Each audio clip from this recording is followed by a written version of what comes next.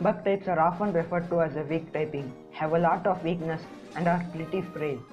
But I will prove that bug types are not weak, but a rather powerful typing with a lot of unique qualities, and today I will try to beat Pokemon Ruby with the use of only bug types.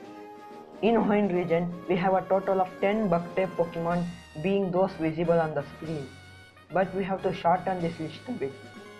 Beautiful and Dustox are the same Pokemon and only one can be caught as per the rules. Illumise and Volbeat are available at the same route, so only one can be caught. Also, Heracross and Pinsir are available in Safari Zone, so I can catch only one of them. Rest are all fair game, giving me a total of 7 encounters. Leave a comment below telling me your guesses on will I have a full team before reaching the Elite 4. Also, why not leave a prediction on will I beat the champion or will I wipe. And please don't edit the comments if it's not right. It kills the fun for the new viewers scrolling by the comment section. The rules for this challenge are given in detail in the description. The journey starts pretty smoothly with me meeting up my neighbors, saving a man from a dog by picking a non-bug starter and catching a Vrumple at Route 102 who I name Chef, after which I box my Trico. While training, Chef starts evolving. Silcoon is pretty bad as it gets the flying typing and most of my Pokemon are already going to be flying, which gives me a double weakness to the first gym. Anyway, it does not matter as Silcoon immediately gets destroyed by a Taillow. For the next couple of runs, I always get Silcoon. At last, I gave up and tried the run with Beautiful Eye, as who cares for Dustox and his poison typing. I go and catch my next encounter, a Nincada at Route 116. Next I go and challenge Roxanne, who is going to be very tough as thanks to this wonderful game, I got a Beautiful and not a Dustox, so is quad weak to their attacks. But it does learn Absorb which can be useful, but due to its low power, it's not worth using. I lead with Nincada for her Geodude and use 6 sand attacks and try to chip it away, which was a huge mistake on my part as Nincada gets hurt pretty bad. I switch to Beautiful and use 6 Harden, after which few Absorbs can take care of Geodude. Nosepass can 3-hit Chef with Rock Tomb as it is very frail, even with 6 Hardens. It almost faints my Chef, but at last an Absorb saves the day. My team was pretty died out at the end, but we managed to pull through. After saving Pico, I go to Dupes City to deliver a letter to some man in the caves as his mobile phone has run out of battery. On the way, I go and defeat Brawly with my Beautiful Gusts and get the Knuckle back. Now we have a battle with Team Magma Grunts with actual fire type. But I somehow managed to defeat them, and at the very next moment Nincada evolves into Ninjask, and I also get a mysterious creature who happens to be the living ghost of a Ninjask.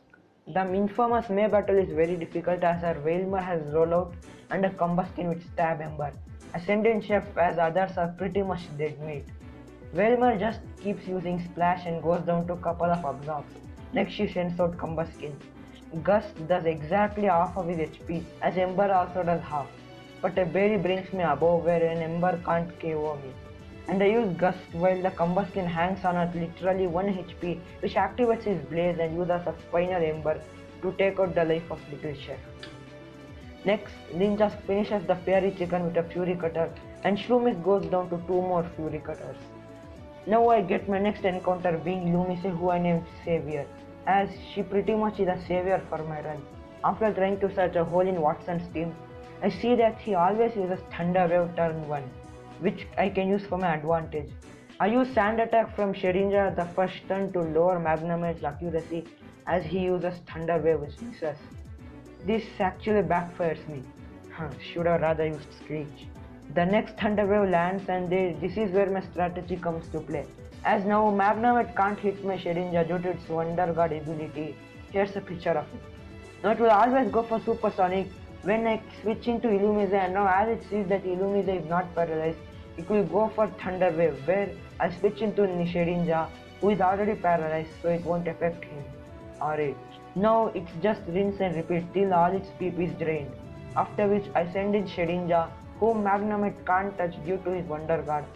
After taking it down with some scratches and screeches, next comes Voltorb, who can only damage Illumise with rollout, but with a combination of Wish and Charm, he gets nullified.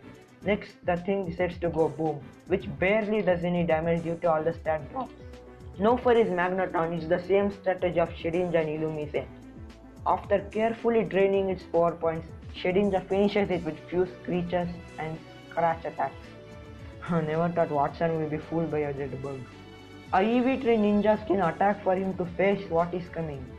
You guessed it, it's a maxi battle and he has a camera up with a goal bat to spice things up even more.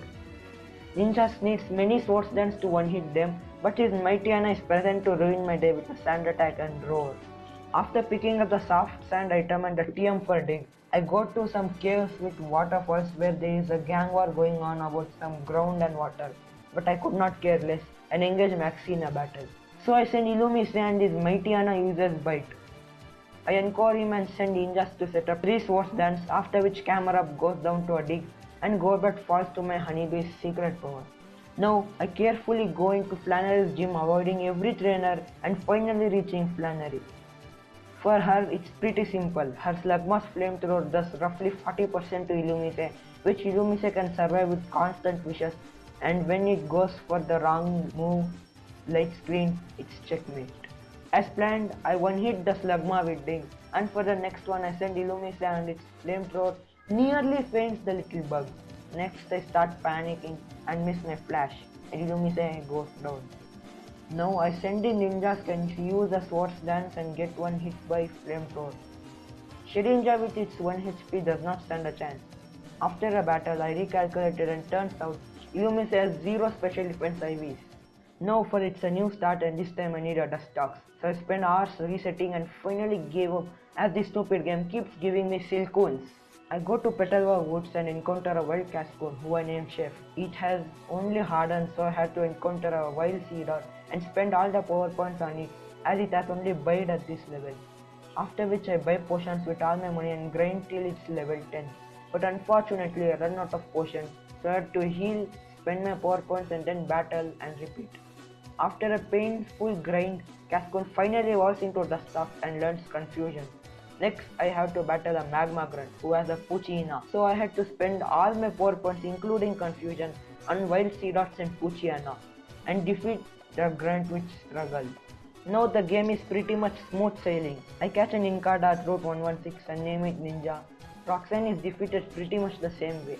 After delivering the letter and defeating Broly, I head towards Marvel City. Oh yeah, rival battle. This time was pretty easy as the Stux has Protect, which blocks the rollout, and Confusion takes care of the combo skill. After catching Illumise and evolving Nincada, the Stux levels past the level cap, so I had to box it for now. As it matters though, as I use the same PP studying method to win against Watson. Now, I was EV training my Pokemon specifically for those beginners who don't know what it is. Here's a picture of it. After some gang war or something, I defeated Maxi and head towards beating Flannery. This time, my Pokemon were fully EV trained and ready to avenge their ancestors. So she sends her Slugma while I go with Illumise. First turn, she goes for Sunny Day. I use Encore and send ninjas, who needs now only 2 swords dance to sweep. This backfired for Flannery for boosting her already strong overhit. Guess you can't beat me this time. Now, May gives us some goggles so I can access the desert area and pick up a claw fossil, which I review at the Sporo City, and Marcus has a serious nature which is a neutral nature.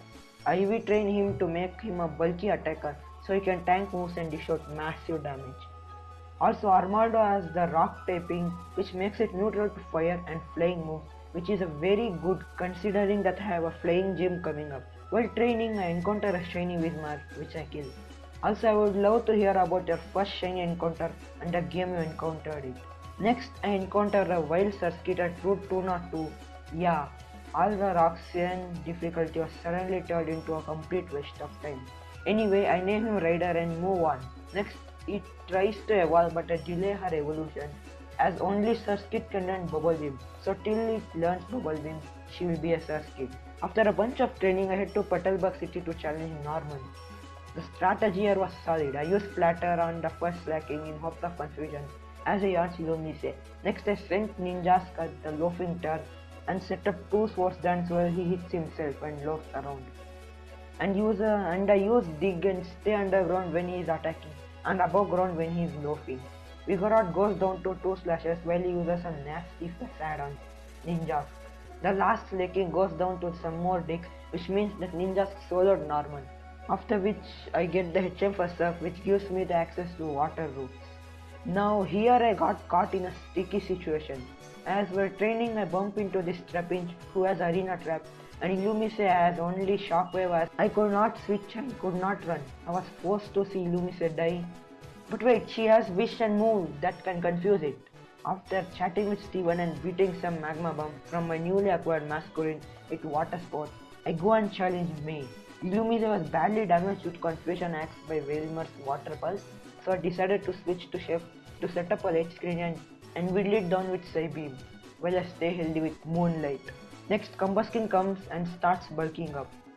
Too many times. So I decided to send Raider, our answer for fire Pokemon. Then I use a Mystic Water boosted Bubble Beam, which barely does not knock off Combuskin while it bulks up. One quick attack and Combuskin is gone. Her mushroom gets destroyed by gusts and we move on to challenge Kecleon. Vainwana. Her flying types can be a problem, but we have an answer in the form of Ice Beam, Masquerade's Ice Beam, and it overlevels. Great. Now I can't use Masquerade for the sole battle it was destined to. Well, the answer comes in a rock Pokemon. My rock Pokemon, Anorit. Her Swallow uses double team, but Anorit says no to evasion axe and lands an inaccurate rock tomb when hitting the bird. Pelipper then comes to hit my rock Pokemon but fails to stand up against the thunderbolts of Illumise. Wonder where I got it? From Watson at Marvel City. Next she sends Salteria, her ace, and I use Flatter to confuse it and she hits herself in a confusion. After a wish, she breaks through confusion and dragon dances, so I can use La Encore and lock her and next Anorit defeats it with a rock tomb, and then she sends in Skarmory, who has Steel Wing and Aerial Ace. I know Anorit can survive a non-crit Steel Wing, so I try to lower its speed with Rock Tomb. But he just uses sand attack, so without further risk, I switch into Shedinja, the ultimate sacrifice. He will be remembered till the end of time. Rest in peace. Next I sent Anorit for extra damage who dodges a crit and lowers its speed using a Rock Tomb, while the first one misses. Next I pivot into Chef for the Steel Wing and use Psybeam and use Protect for no reason. The next Psybeam does confuse, but he breaks through and just uses sand attack. Not wanting to deal with accuracy, I try to switch, but then realize no one can take an aerial ace. Next, I risk a crit with Anorit again, but she just hits herself.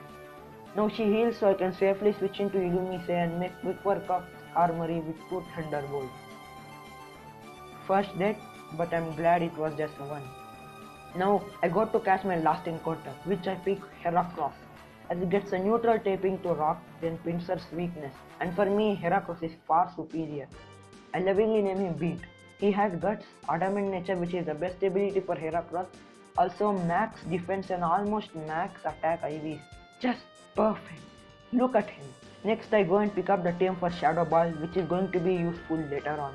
Maxi picks up the Blue Orbit Mount Pair, which is the most stupid thing ever, which you will know why. After chasing Team Magma for half an hour, I decided to go challenge May for the last time. Not because she is my rival, but only because she is blocking my way to the departmental store at Lilico City. After brutally defeating her in a battle, she goes away and when Anorit evolves into a straight up destruction for flying type. Next, I go and challenge Tate and Liza, for whom my Pokemon were little below the level cap, as the next gym leader has a level cap of 43 and we have a fair way before the battle. I had a pretty solid strategy. I lead with Armaldo and Illumise. Armaldo's hidden power turns out to be a Bug type, which is a powerful super effective stab move for her Soul Rock and Lunatone. And Illumise uses wishes to stay healthy, while Armaldo does all the work, which gives me a easy 7 back. After which Steven gives us the HM for days, so I can access the aquatic life of Hoenn region. After master balling a Tentacool, I make my way to Seafloor Cavern. Maxi can be tough again for the same reason he's Camerupt and now Acrobat. I start with Illumise to eat the Intimidate and sent in Armaldo immediately, and was banking on it to use Swagger, which would give me a free boost so I can sweep him with a Persum Berry healing the confusion. But he uses Takedown. Now, I saw something that the AI never does. It switches into Camerupt where I try to get a boost from Ancient Power and actually get one. Next, I finish it with the Earthquake and next he sends his sick mutant Purple Bird, who gets one hit by Ancient Power and I get another boost. Next, Mightyena comes and lowers my attack to +1 and he goes down to an ancient power, finishing the battle. Now here's the part. Maxi seriously thinks that using the blue orb on the legendary beast who is sleeping in a lava and has red color all over his body will work.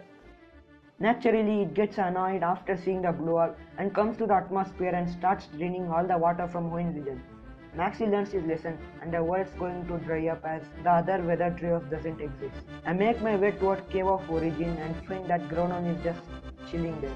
Again, I could try battling it or catching it, but the safest thing for me to do is to run away. Next, I go and battle Wallace. The battle starts with Beat bulking up in front of the love disc while it attracts. Too bad Beat doesn't care about its love and hits it with a brick break. Now I can freely bulk up in front of Whiscash as it has amnesia which it tends to spam. What this idiot doesn't know is that Beat is a physical attacker and has no effect of his special bulk. None of his Pokemon could stand up against my powerful Beetle's strength, winning me the battle known to disrupt Nuzlocke. While making my way towards Pokemon League, I get challenged by Valley, and by this time I had not known the beastly strategy I had created. As ninjas use a swords dance and with the speed boost it can baton pass the bushes to Heracross, which proves to be the downfall of Valley, and he goes home crying. Too bad this kid can never prove himself. Now I had done all my final preparations and all I have to say is I'm ready to beat the Elite Four and prove that bug types are strong and not to be underestimated. First is Signy. Ninjas eats the Intimidate and baton passes a swords dance with a speed boost to Heracross. Now I sweep through the almost half his team with Brick Break when I realize I forgot to give Heracross a citrus berry so it can die to the burn damage. Here I choked pretty badly. First I sent in Armaldo to a slash and Illumise at a swagger, and instead of trying to switch I go for a wish and get hit by a surf which crits, so I switch to Dustox who gets swagger and hits itself. I switch to Rider for the Intimidate and to Dustox again. So I switch to Rider again but get hit hard by a critical hit slash. I send Ninjas who also gets hit hard by Crunch. So I switch to Armaldo thinking he will use Crunch but he uses Surf which takes the life of Armaldo. Great. I was banking on Armaldo for the Steven fight but now what? I send in Illumise and one hit it with a Thunderbolt. For Cacturn, I send in Chef and use Moonlight and try to stall it with Toxic. Next I set up a light screen when he gets a nasty crit with Faint Attack. At last I heal with Moonlight and he uses Leech Seed after a full risk. So I Toxic him again and switch to Illumise who barely times the Faint Attack. I switch to Chef again and use my last Moonlight. He uses full restore so I have to start all over again. Seeing back at this script makes me remember the stress and makes me not to do this again. After another Toxic, I know I had to switch but my team was pretty broke and no one could take a Faint Attack. So I have to sacrifice someone. With a heavy heart, I sent in Rider, who was a great asset to the team, but now... Oh wait, he survives on like 2 HP and Ice Beam takes down Captain, winning me the battle. After some brainstorming, I go and challenge Phoebe, for which I had taught ninjas Shadow Ball, and after a swords dance, she confuses me with Confuse Ray. Not wanting to deal with confusion, I switch to Chef and use Toxic, while it uses Curls. I switch to Ninjas and she uses Future Sight, and next I swords dance and he confuses me. I took the risk and used Shadow Ball and it pays off as the RNG comes to me at the end and I sweep the rest of her team with Shadow Ball. Glacia has Ice types which might be a problem as Ninjas has a range of getting one hit with Ice Beam. But I took the risk and used Swords Dance and Ninjas barely survives so I could not be any happier and Baton Pass to beat while she uses Ice Beam. Now Brick Break sweeps through her entire team but Walrein survives. Just joking, it also falls to Beat's mighty Brick Breaks. Drake can be a big problem as half of his team has Flamethrower and his Salamence also has Intimidate. So I lead with Masculine for his Shelgon for the Intimidate. Next I use Silver Wind for some chip damage as Rock Tomb does massive damage.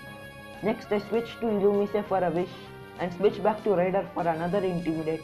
I switch to Illumise and he misses his Rock Tomb. I use Encore and ironically all his Rock Tomb misses. Next I send in Rider for another Intimidate and next Ninja where he uses his last Rock Tomb, he protects and I use Swords Dance. He uses Protect again while I use another Swords Dance. Now I Baton Pass to beat and Shelgon is gone. His first Flygon goes down to a Brick Break. For his second Flygon I use Bulk Up but Flamethrower brings me below half. and a brick break finishes the Flygon. Now, the reason for the bulk up is that Salamence needs a +4 facade to get one hit. So the Intimidate brings me back to +4 and it goes down to a facade. For Altaria, a misclick can go for Brick Break, which it survives but just goes for Dragon Dance.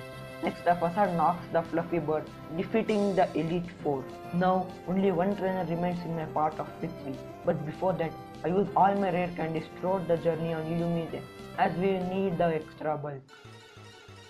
I send in Raider for his Skarmory and kill it with some Bubble Beams, while he uses Spikes and Toxic.